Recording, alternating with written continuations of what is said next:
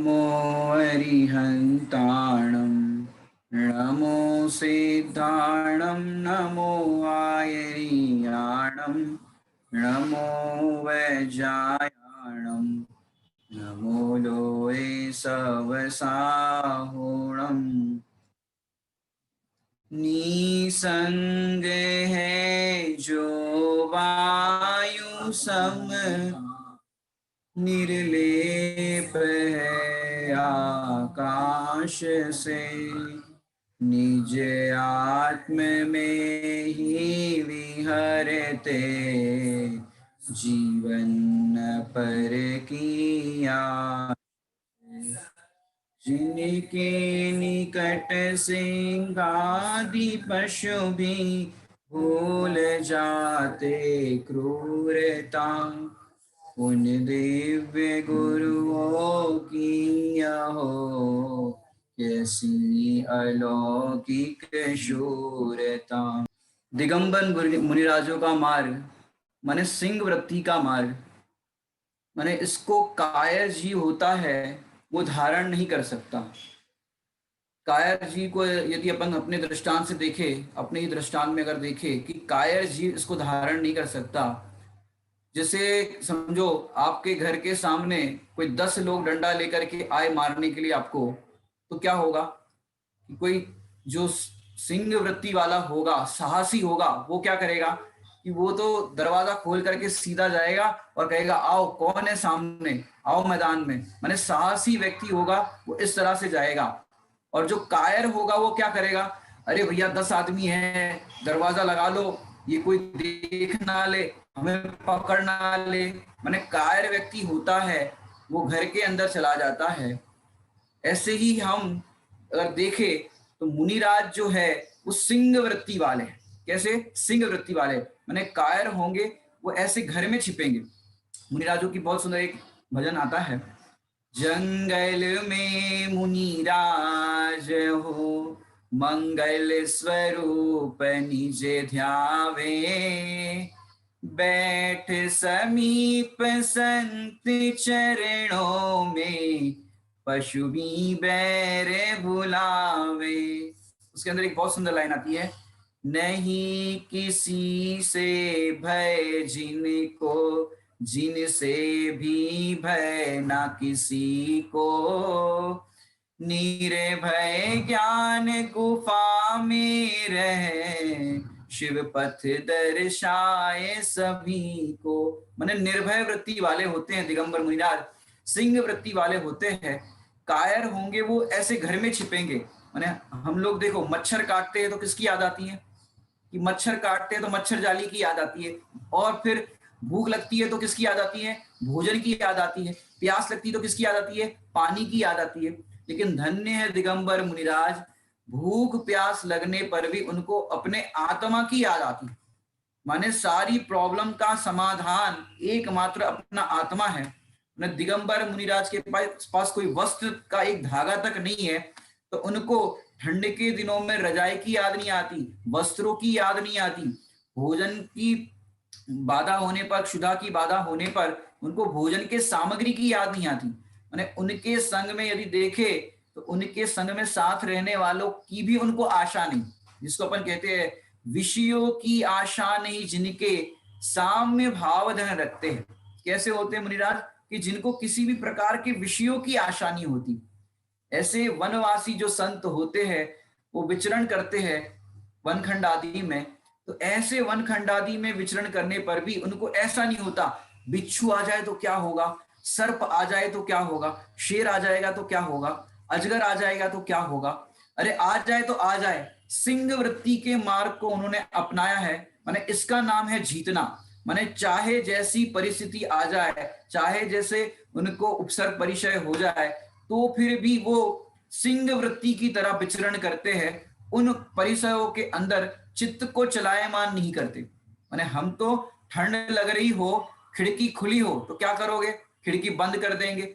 माने हमको खिड़की बंद करना और तमाम उपाय करने के विकल्प होते हैं, लेकिन मुनिराज तो यदि खिड़की खुली होगी तो खिड़की खुली रहने देंगे, बंद नहीं करेंगे। क्यों, सर्व आरंभ का जिन्होंने त्याग किया है।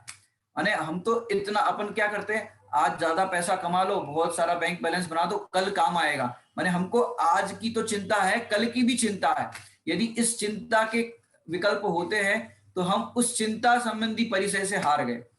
यदि देखे तो धन्य है दिगंबर मुनिराज, विहार करते हैं और विहार करते कहीं पर जा रहे हैं, अगर पूछो उनसे कहाँ जा रहे हो, वो कहते हैं हमें नहीं मालूम, जहां पर उपयोग लग गया वहां पर हम रुक गए।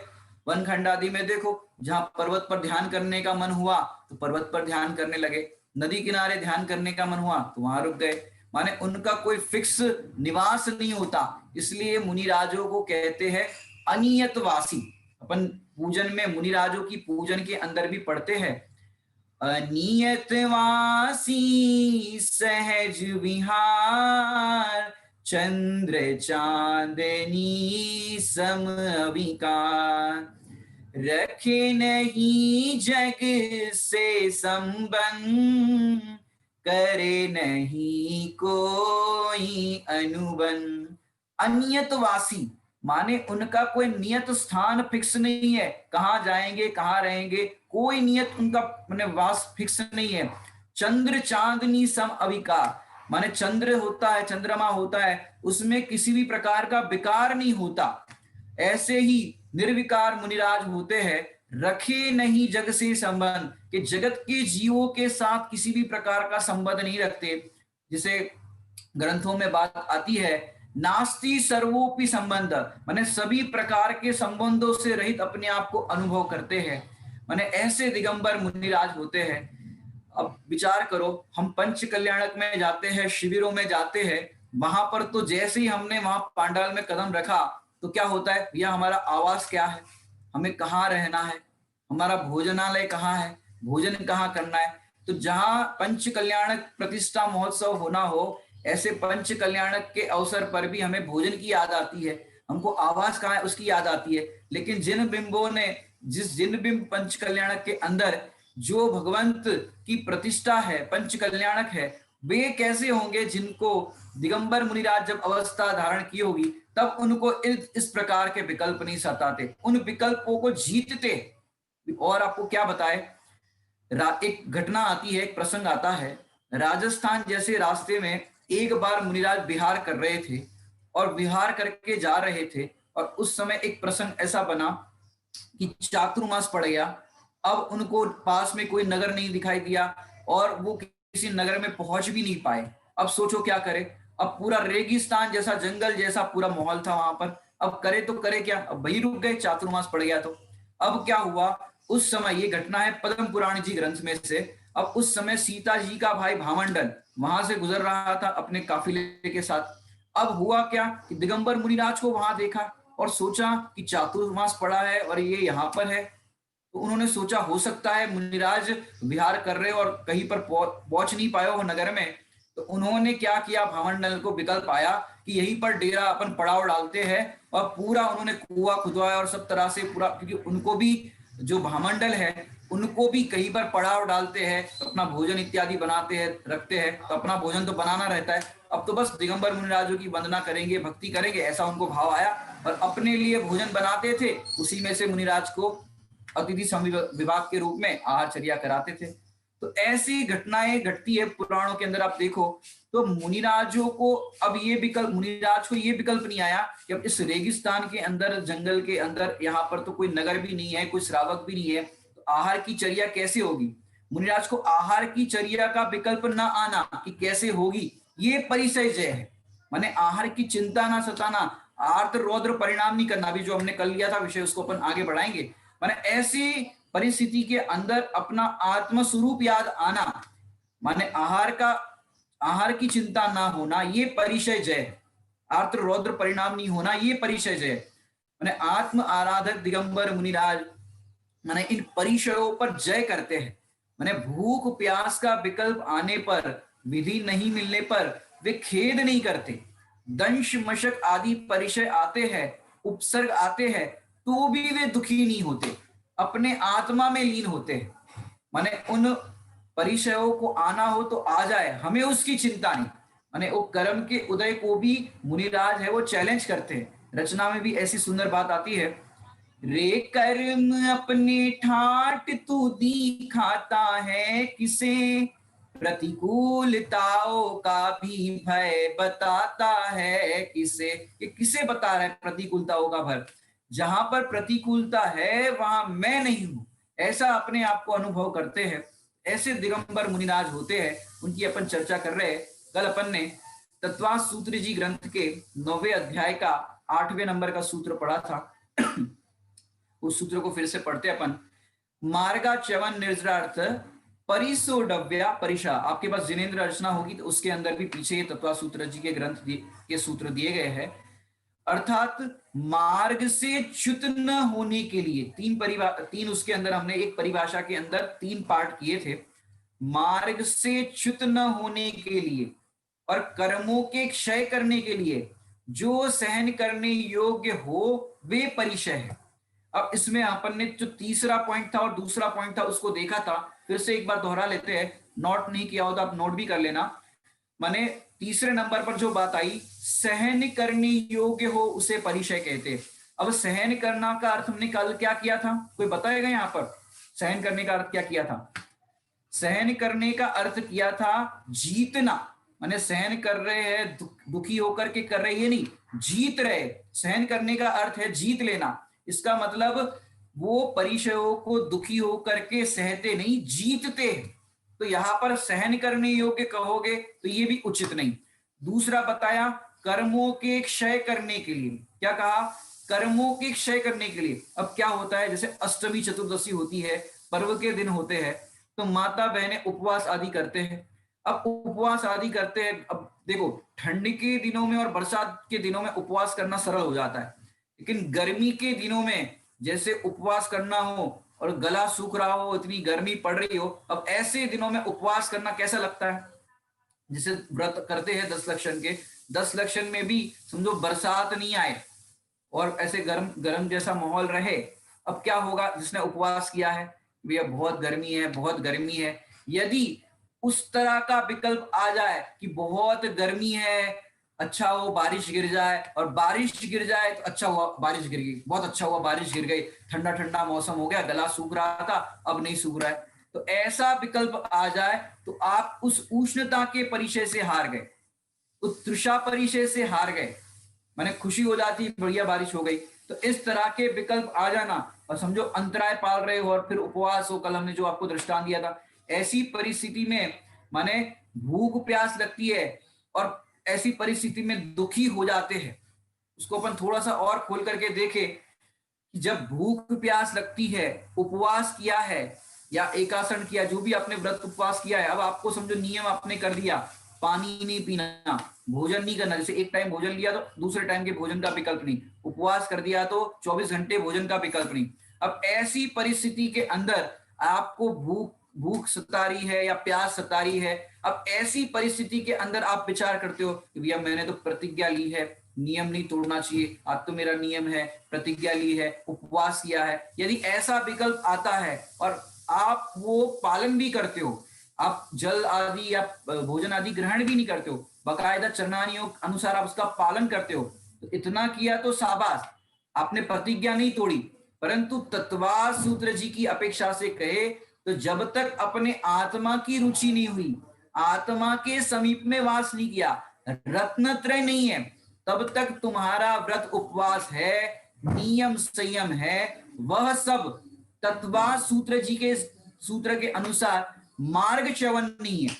अर्थात इसको कहे तो आपका जो व्रत है, उपवास है, वो आप भले ही आप कर रहे हो, लेकिन उसको शास्त्रों के अंदर यदि कहे तो बाल व्रत कहा है, बाल तप कहा है, अज्ञान तप कहा है। जैसे दृष्टांत देकर के सरल करके समझाए, बालक किसे कहते हैं?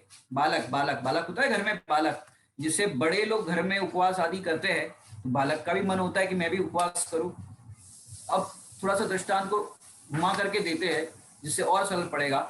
जैसे घर में बच्चे होते हैं तो गुड्डा गुड्डी का खेल खेलते हैं, गुड्डा गुड्डी का समझते हो, माने मम्मी पापा बन जाते हैं या शादी करने का एक सीन क्रिएट करते हैं कि आ जाओ अपन गुड्डा गुड्डी की शादी करेंगे।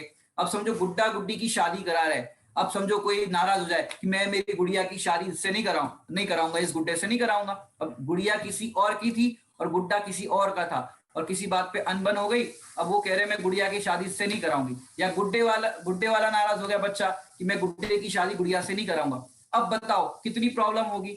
जैसे यहाँ पर किसी की शादी टूट जाती है तो लोग तरह तरह की बातें करते हैं, ये शादी टूट गई, समाज में बात फैलती है।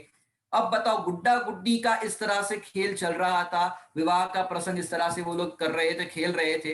अब ऐसा होने पर क्या होगा, कितनी प्रॉब्लम आएगी, कितनी समाज में गड़बड़ होगी। ये तो गुड्डा गुड्डी की शादी थी, ये तो मात्र देखा देखी स्वांग कर रहे थे, ये कोई असली शादी नहीं है। दृष्टांत में तो आपको समझ में आ गया होगा। जैसे कोई सम्यक दृष्टि धर्मात्मा हो, वे व्रत उपवास करते हैं, पूजन करते हैं, स्वाध्याय करते हैं, सम्यक दृष्टि धर्मात्मा। उसी का देखा देखी जिनको आत्मा का अनुभव नहीं है, वो क्या करते हैं कि हम भी भैया पूजा करेंगे। क्यों लोग उनकी प्रशंसा करते हैं, पे सुरनाथ जजे है, कैसे है सम्यक दृष्टि ज्ञानी धर्मात्मा, वो भगवंतों की पूजन करते हैं, कितना स्वाध्याय करते हैं, उनकी प्रशंसा करते हैं। तो अज्ञानी को भी परिणाम मंद कषाय के अंदर जगता है, तो वो भी पूजा कर रहा है, स्वाध्याय कर रहा है। लेकिन उन्होंने तो, ज्ञानी धर्मात्मा ने तो अपने आनंद पूर्वक, अपने स्वभाव के आनंद पूर्वक पूजा की थी, स्वभाव के आनंद पूर्वक व्रत उपवास किए थे। और हमने क्या किया, देखा देखी कर लिया। ये हमने कुछ दिनों पहले एक दृष्टांत भी दिया था। आदिनाथ मुनिराज ने तो अपने आत्मा के आश्रय पूर्वक, अनुभव पूर्वक 3 कषाय चौकड़ी के अभाव में ये मुनि दीक्षा धारण की थी। लेकिन साथ में 4000 राजाओं ने जो दीक्षा ली थी वो कैसी थी, वो तो हमारे राजा दीक्षा ले रहे, हम भी ले रहे। तो इस तरह से उन्होंने देखा देखी दीक्षा ली थी। तो क्या हुआ था, वो सब हमने उस दिन प्रसंग बताया था। अब तो यहाँ पर मूल बात क्या बतानी है, आपने भले ही व्रत उपवास किए, हम व्रत उपवास के लिए मना नहीं करे कि नहीं करो, लेकिन व्रत उपवास को सार्थक करो। किसके द्वारा सार्थक करो, सम्यक, क्योंकि आप पहला ही सूत्र पढ़ो तत्वा सूत्र जी का, सम्यक दर्शन ज्ञान चारित्राणी मोक्ष मार्ग, अर्थात सम्यक दर्शन ज्ञान चारित्र की एकता ही मोक्ष मार्ग है। अब यहाँ पर जो सूत्र के अंदर जो पहला शब्द बताया है, क्या बताया है, जो भी हमने पढ़ा, मार्गाचवन निर्जरार्थ, पहला शब्द दिया मार्ग। अब अपन ने व्रत उपवास तो कर लिया, लेकिन मार्ग की खबर नहीं। सुन मेरी बात, मार्ग की खबर नहीं, माने व्रत तो तब कहलाएगा जब आत्मा की रुचि होवे। व्रत किसका नाम, कि आत्मा की रुचि नहीं है, और कितने ही व्रत उपवास करो, वो व्रत उपवास नहीं है, क्योंकि वो तो गुड्डा गुड्डी के खेल जैसा है। और ग्रंथ में शब्द भी दिया है, बाल व्रत बाल तप। ध्यान रखना यहाँ पर कि हम व्रत उपवास नहीं करना इसके पक्ष में नहीं है, आप करो, उसकी मनाही नहीं, आपके परिणाम है वो। आप बाकी उससे क्या होगा, व्रत उपवास करने पर क्या होता है, हम बाकी सब आरंभ से बचते हैं, हमको स्वाध्याय आराधना के लिए समय मिलता है, जिससे हम अपनी आराधना कर सकते हैं। जो समय बाकी और विषय कषाय में जाता था, वो समय अभी आत्मा आराधना में जाएगा। ये करना अच्छी बात है, लेकिन कब अच्छी बात कही जाएगी, कि जब अपने आत्मा की आराधना कब कही जाएगी, कि आत्मा का अनुभव हो, रत्नत्रय हो, तब वो कहा जाएगा। जैसे विरत माने व्रत होता है ना, व्रत शब्द विरत से बना है। जैसे गाय थी, बताओ गाय है वो टीवी देखती है कि नहीं देखती, कि गाय है वो टीवी नहीं देखती, तो गाय टीवी नहीं देखती तो वो टीवी से विरत है कि नहीं है। गाय टीवी नहीं देखती तो टीवी से विरत है कि नहीं है, कि टीवी नहीं देखती तो टीवी से कैसे विरत है। तो ऐसे गाय टीवी नहीं देखती, देखने का विकल्प भी नहीं करती, फिर भी उसको व्रत नहीं कहेंगे। क्यों, आत्मा की रुचि बिना व्रत होता ही नहीं।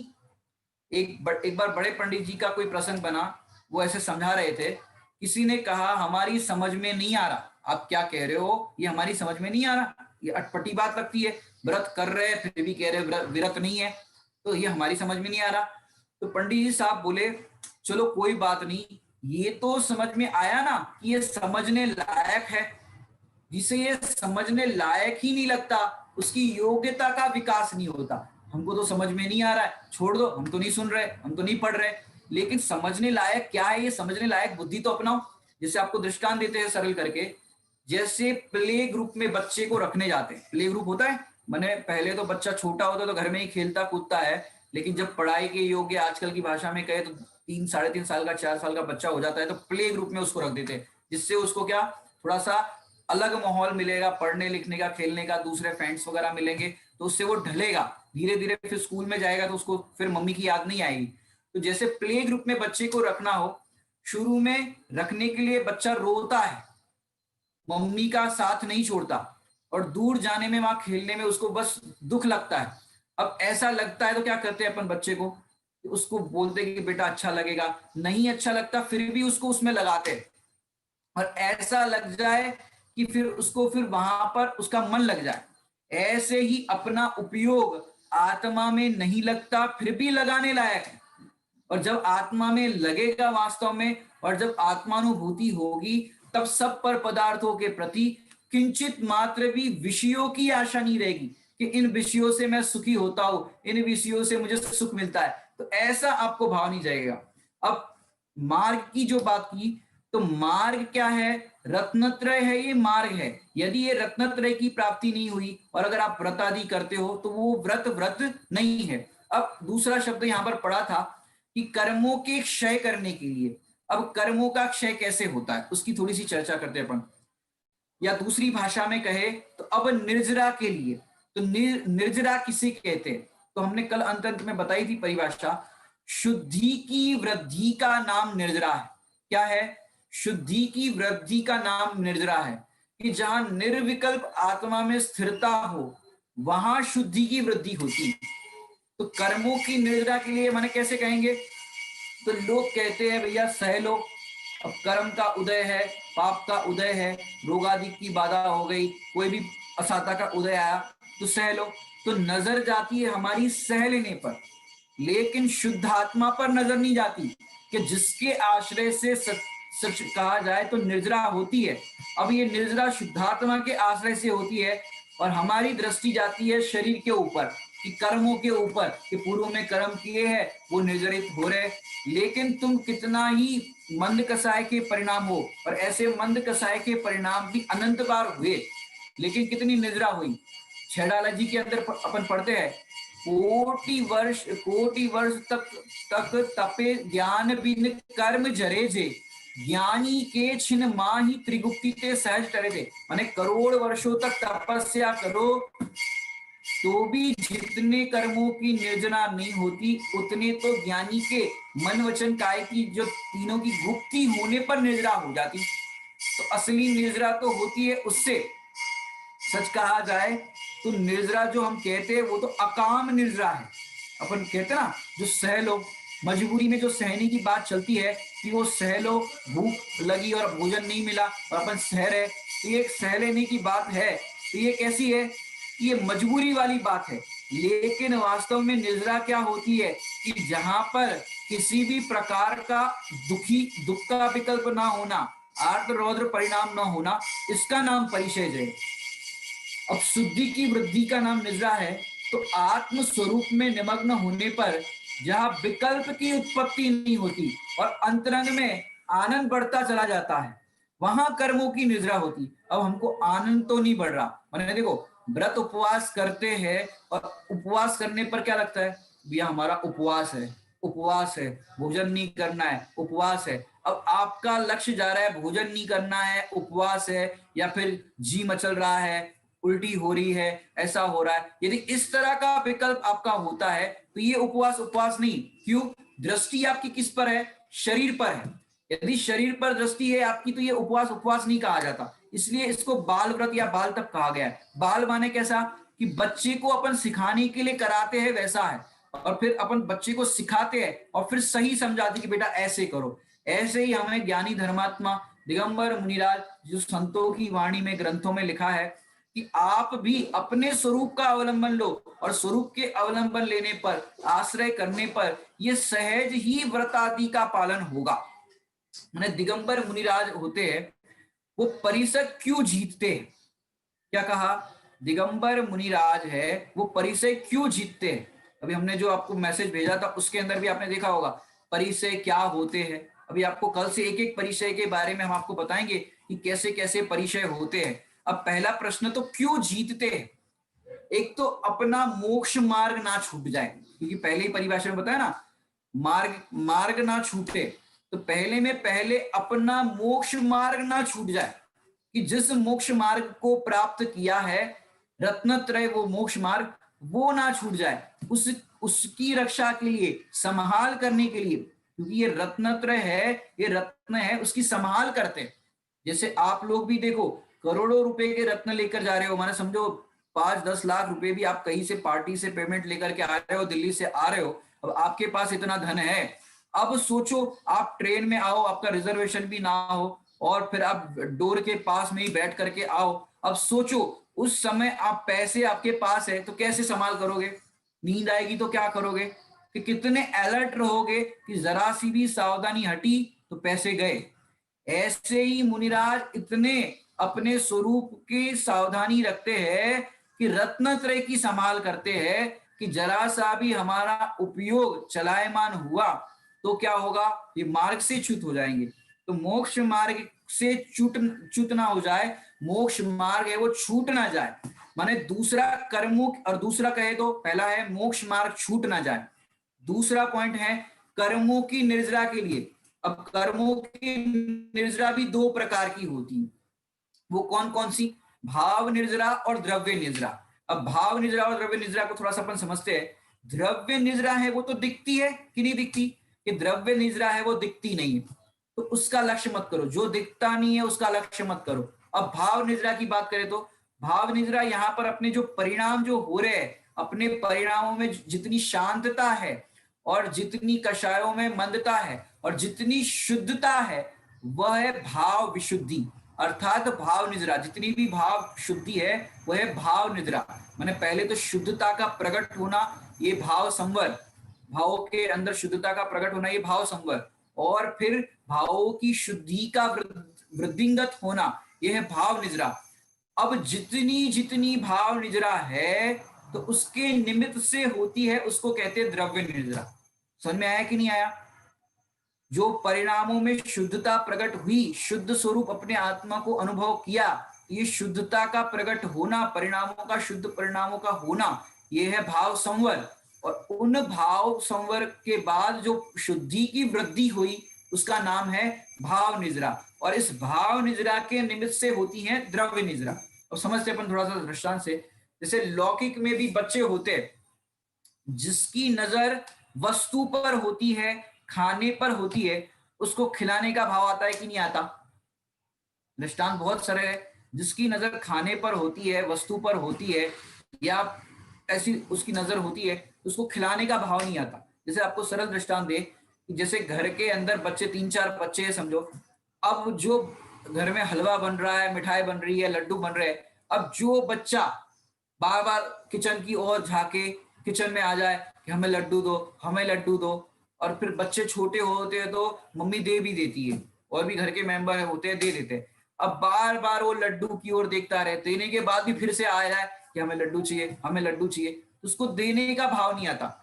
माने उससे तो अपन लड्डू छिपाते हैं, ये बार बार लड्डू मांग रहा है, और ज्यादा लड्डू खा लेगा बीमार हो जाएगा, मीठा ज्यादा खाएगा तो बीमार हो जाएगा। और जो बच्चा लड्डू के नाम पर आता भी नहीं है, खाने के लिए मांगता भी नहीं है, और उसको क्या करते, ले बेटा खा ले, ले बेटा खा ले, उसको खिलाने का भाव आता है। समझ में आ रहा है कि नहीं आ रहा है? ऐसे यहाँ पर जिसका खाने पर लक्ष्य होता है, ऐसे बच्चे जो होते हैं उसको तो अपन को खिलाने का भाव नहीं आता, छिपाने का भाव आता है। और जिसको खाने का भाव नहीं है, लक्ष्य नहीं है, ऐसे बच्चों को तो कैसे नैसर्गिक रूप से खिलाने का भाव आता है। ऐसे जिसकी भाव शुद्धि पर नजर है और अपरिणामी आत्मा पर नजर है, इसके बल पर कषाय शांत हो गई। निजरा अपने आप होती है, करना नहीं पड़ती। क्या कह रहे हैं? निर्जरा जो होती है वो अपने आप होती है, करना कराना नहीं पड़ती। जैसे जिसकी अपने शुद्धात्मा पर नजर होती है, उसके निर्जरा तो सहज ही होती है, और बाकी जो निर्जरा होती है वो तो वास्तव में काम की नहीं है।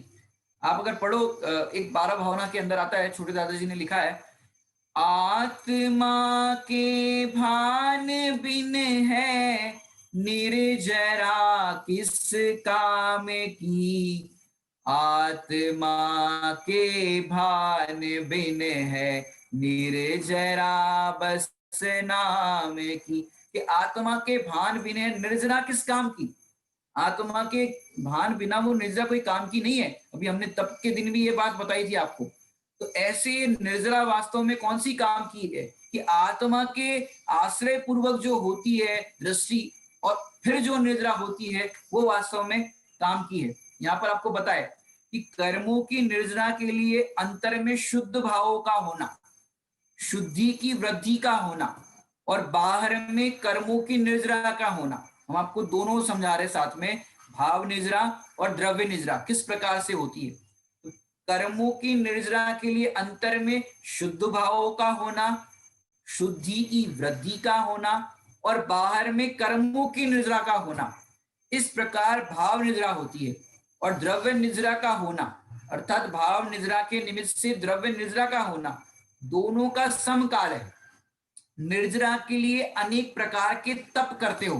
क्या करते हैं? अनेक प्रकार के तप करते हैं कि भैया निर्जरा हो जाए, अपन तप करेंगे तो निर्जरा होगी। और तत्वा सूत्र जी में एक सूत्र भी दिया है, तपसा निर्जरा च, दिया है कि नहीं दिया? तपसा निर्जरा च, तो तप करने से निर्जरा होती है। तो तप कौन सा? कि अपने आत्मा में प्रतितपन माने प्रति ये करना, अपने आत्मा में रमण करना, ऐसा रमण करने पर ये निर्जरा होती है। और अपन ने वो तो किया नहीं और बाहर के व्रत आदि कर लिए, तो उससे कौन सी निर्जरा होगी? जो हमने दो प्रकार की बताई कि मजबूरी से करोगे, सहन करने की अपेक्षा से करोगे, तो आपको अकाम निर्जरा होगी।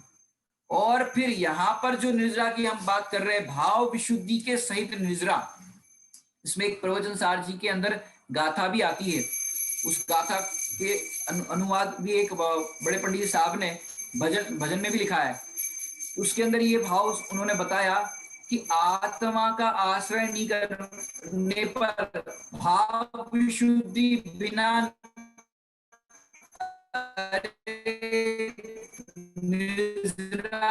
अरे असंभव है। भाव विशुद्धि बिना कि वो वास्तव अपन देखते हैं कि तप करते समय यदि आपने उपवास किया और आपको ऐसा भाव आ जाए कि आज तो अपन ने उपवास किया है, गर्मी ज्यादा नहीं बढ़े, और उस समय अपन पंखा इत्यादि का प्रयोग करें, वो तो गलती ही है। फिर भी अगर नहीं करते हो लेकिन कषायों की गर्मी बढ़ जाती है, तो भी आपका उपवास नहीं। माने उपवास के अंदर तीन बातें ध्यान रखना, एक तो विषय, कषाय, और फिर तीसरे नंबर पर दिया आहार। विषय, कषाय, आहार माने विषयों का त्याग, पांच इंद्रियों के विषयों का त्याग, कषायों का त्याग, और फिर आहार का त्याग। हमारी दृष्टि भी जाती है किस पर? आहार के ऊपर। भैया आहार नहीं करना, भोजन नहीं करना, तो इसको कहते हैं कि अपन ने भोजन तो नहीं किया लेकिन विषयों में तो अपना चित्त लगा रहा, कषाय तो बनी रही।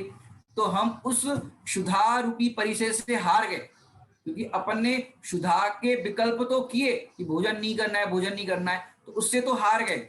मैंने संयोगी दृष्टि होने से भाव निद्रा, आत्म शांति तो नहीं हुई। मैंने संयोगी दृष्टि की ना, उससे शांति तो नहीं हुई। और उल्टा क्या हुआ? भाव निद्रा के बिना द्रव्य निर्जरा भी रंश मात्र भी नहीं होती।